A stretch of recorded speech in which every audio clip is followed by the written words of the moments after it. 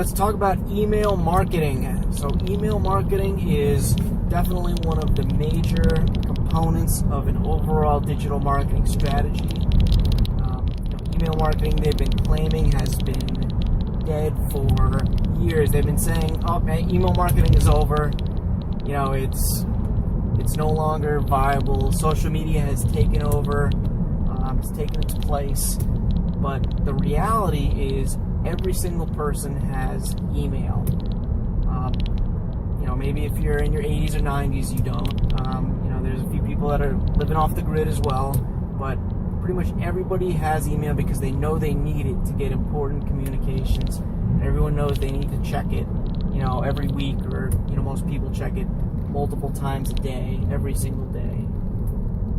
So, email, it gets a bad rap because of all the spam out there, all of the cold emails that people, send out. But, the fact of the matter is that email works. Email marketing works. It still gets a very, very high return on investment, a very high ROI. And, you check research studies anywhere, you check it with HubSpot or with, Salesforce or anything like that. And, you're going to get a lot of bang for your buck when it comes to email marketing. So, you want to always build up a list, from your blog or from your website, so you can build your email list by, offering the prospect on your website or your social media, a free white paper, a free ebook, a chance at, a giveaway that you're doing. Offer them, weekly tips or monthly tips, monthly advice, maybe some proprietary offerings that they can't get anywhere else except through your emails, just so, they opt in, and, they can get some information that they wouldn't be able to get from your website or your social media alone. So I'm not saying email marketing is better than social media. I'm definitely not saying that. I'm not saying it's better than content marketing, like blog posts or videos. But I've been using email marketing for, since maybe 2006 or so.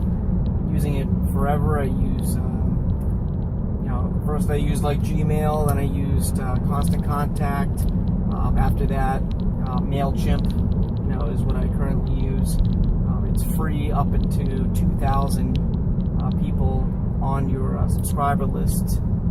After that, the rates are pretty reasonable as well. So it's it's not a bad deal and a good way to go. There's plenty of other bigger email marketing platforms and CRM platforms. But it really depends on your industry. It could be something as simple as like a monthly or quarterly email newsletter you send out, or it could be depending on customer or user behavior, it could be a daily or weekly thing. If you're running an e-commerce company, then email marketing is the backbone of your business. If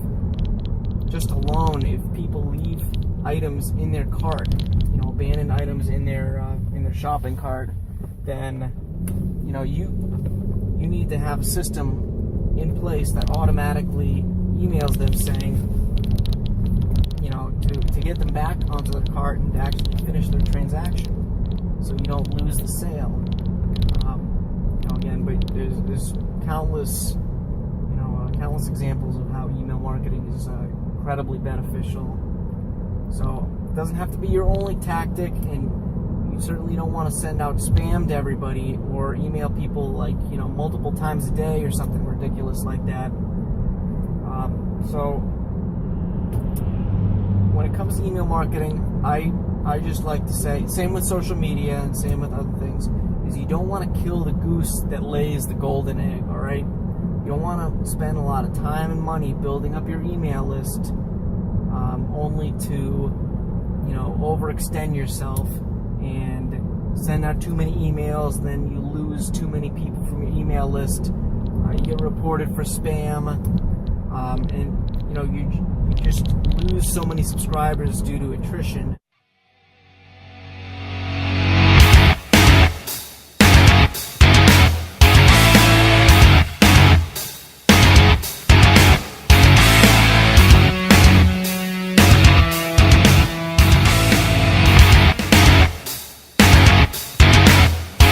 Let's talk about search engine optimization, or SEO. It's a always a hot topic, just because again, there's so much controversy whether SEO still even works these days, or whether it's kind of white hat versus black hat in terms of the tactics they use to optimize your websites and your video content for search engines.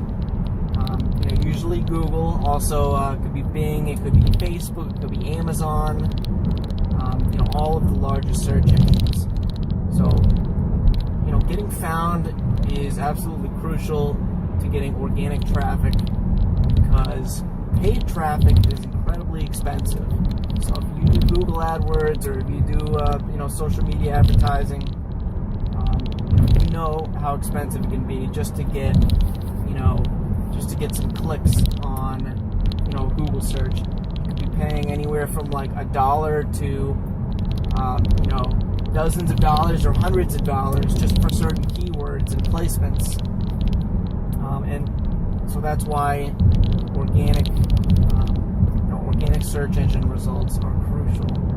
So to build up your SEO, to improve your search engine page rank, what you want to do is first, make sure your website is nice and fast. So you don't want it to take 5-10 seconds to load. That right there is a big ranking signal to Google. If it's slow, then you're going to be ranked much lower, especially in the age of mobile devices and people with limited attention spans. They don't want to wait. They don't want to wait 10 seconds for the website to load.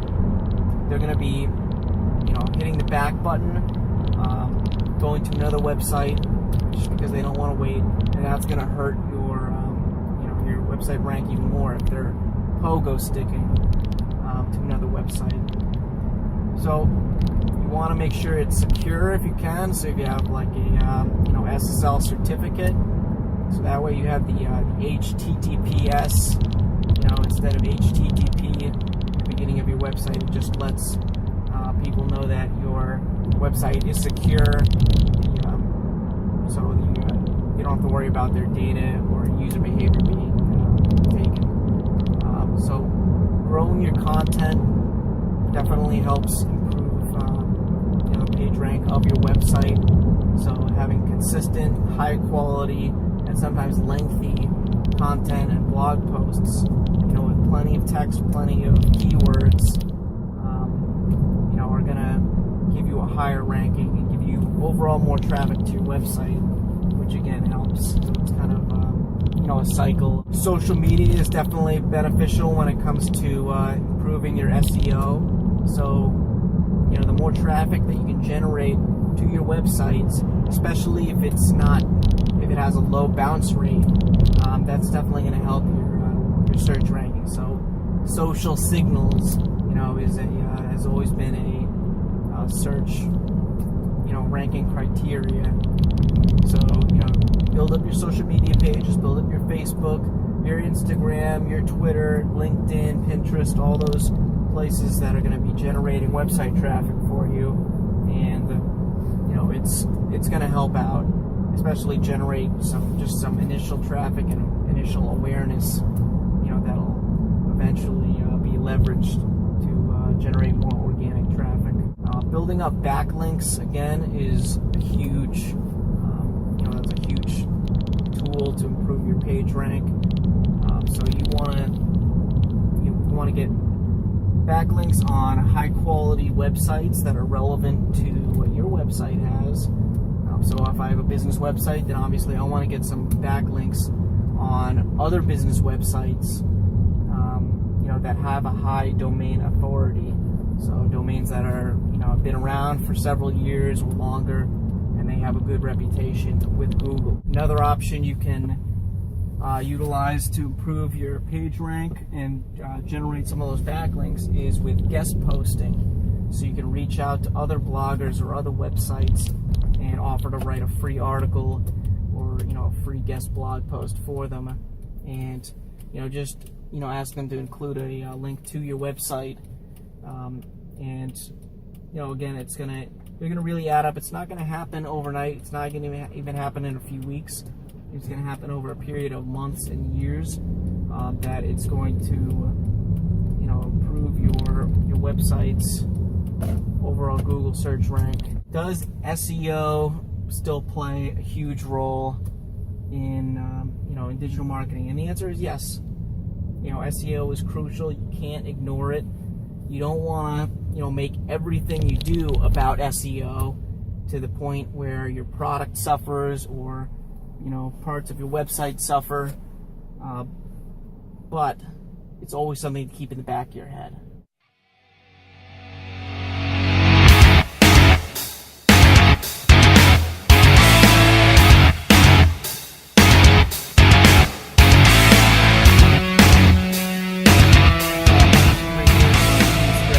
Broadcasting, and I get asked pretty much every week, how do you generate business from Twitter? How do you, generate more website views? How do you generate more sales from it?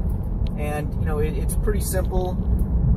Every single tweet, you want to include some rich media. You want to include a high resolution image. You want to include a video. You're going to get more attention that way than just a regular text-based tweet. You want to tweet usually every hour, possibly more, possibly a little bit less.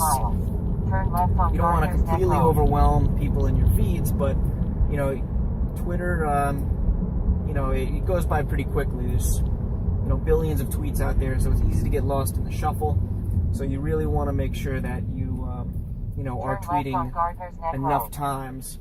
And, also you do want to, although it can be a little spammy, you do want to include, relevant hashtags, and enough of them too. They've kind of come back into popularity with, Instagram. You can use up to 30 hashtags per post. You obviously can't use that many on Twitter because of the 280 character limit. But, hashtags will help amplify your post, especially if it's, a trending topic. But, even if you're just hashtagging it social media, hashtagging it, blogging, whatever it's going to be, use industry terms, use, local terms, and, you're going to get a lot of benefits that way. You can also, follow more accounts, and you're going to have a higher chance of them following you back. What you can do is you can follow the followers of other industry peers or competitors. So if if these accounts are already following your competitors or people in your industry, then they're probably going to be interested in what you have to say as well. So that's an easy way right there to generate more followers, more website traffic, more impressions, and more sales, which is what it's all about. Twitter is still an incredibly powerful social network. People have been saying over the years, Twitter's dead. They've been saying it for 3 or 4 years now. It's not. It's more profitable than ever. It's almost as effective or just as effective as it ever was.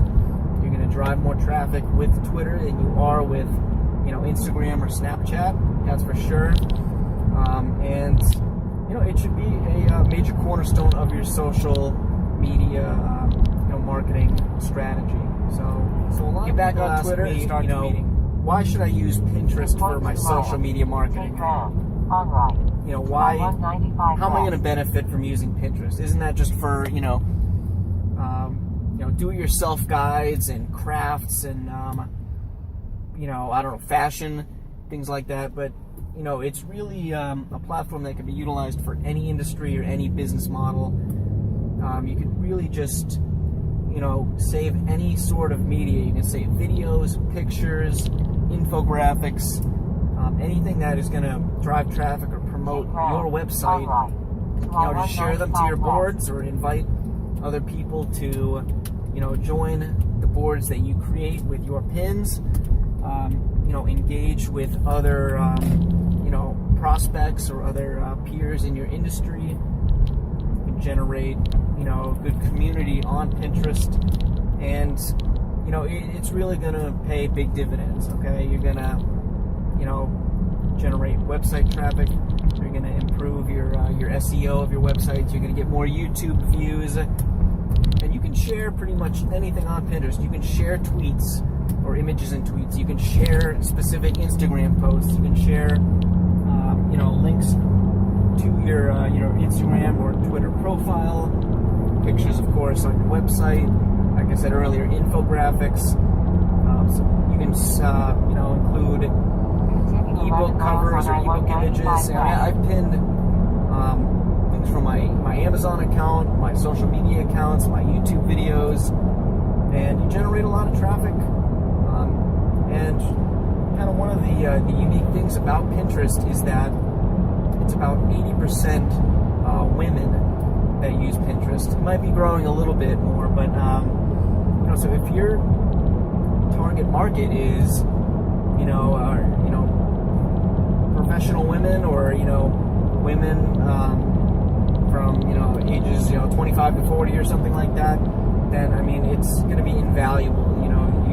If you're not on Pinterest, it's a quick sign-up process. It's pretty quick to set up some boards, start pinning, and start kind of engaging, and spend like a couple hours a month or something on it, and I promise you it's going to pay some dividends. So, keep that in mind when you're coming up with your overall social Google Plus a little bit. Pretty much everybody, they laugh or they roll their eyes whenever, somebody brings up Google Plus, especially as a, as a social media marketing platform to use. And yeah, in 2010, 2011, when, it went live, they had aspirations of being, the next Facebook or taking over for, Facebook spot as the number one social platform. Obviously, that didn't happen, and it was a big letdown overall. But there's still hundreds of millions of Google Plus accounts that were created. There's a big debate, but there's at least tens of millions of active Google Plus accounts. And one of the reasons you should still utilize it is because a lot of, for most people, they create Google Plus accounts just when they're creating their Gmail account or their YouTube account, or there's so many different Google apps that people, download and that use, that it's just, it goes along with it pretty easily. And, if you don't already have an account, you can still kind of grow your following on there. It's a quick setup, and every single, almost every single page has the ability to share posts quickly and easily on Google+. The infrastructure is in there. It's been there for years. So, if you're like a YouTube partner, for example, then, how difficult is it, how time-consuming is it to just hit the +1 button?